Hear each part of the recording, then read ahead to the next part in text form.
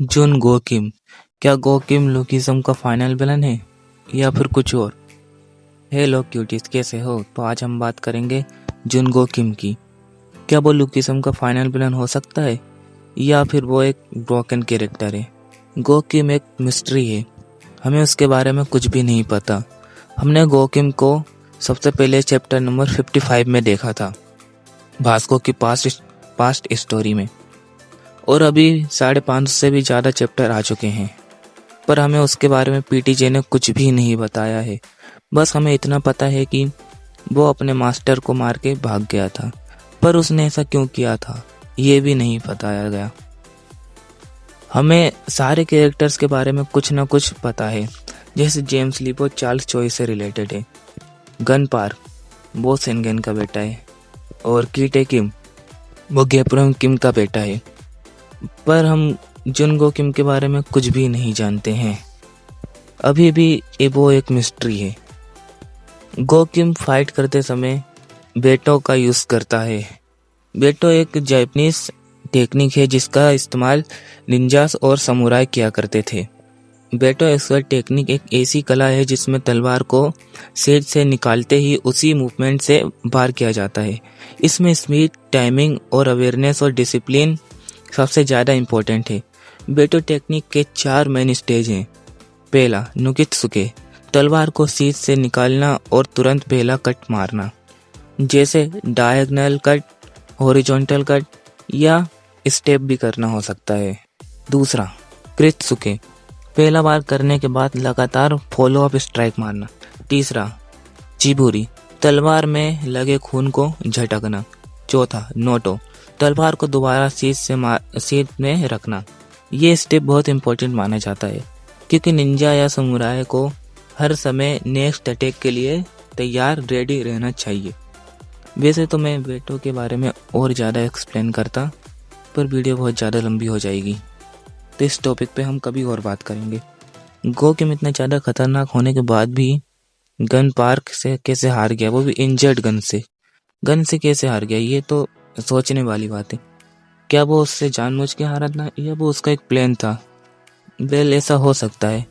ऐसा हो सकता है कि शायद गन पार्क को उसने इसलिए नहीं मारा होगा ताकि वो आगे चल के गन पार्क का यूज़ कर सके।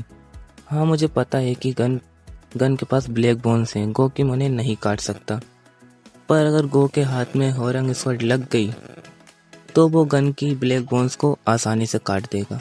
आसानी से तो नहीं, पर उसे मुश्किल भी नहीं होगी।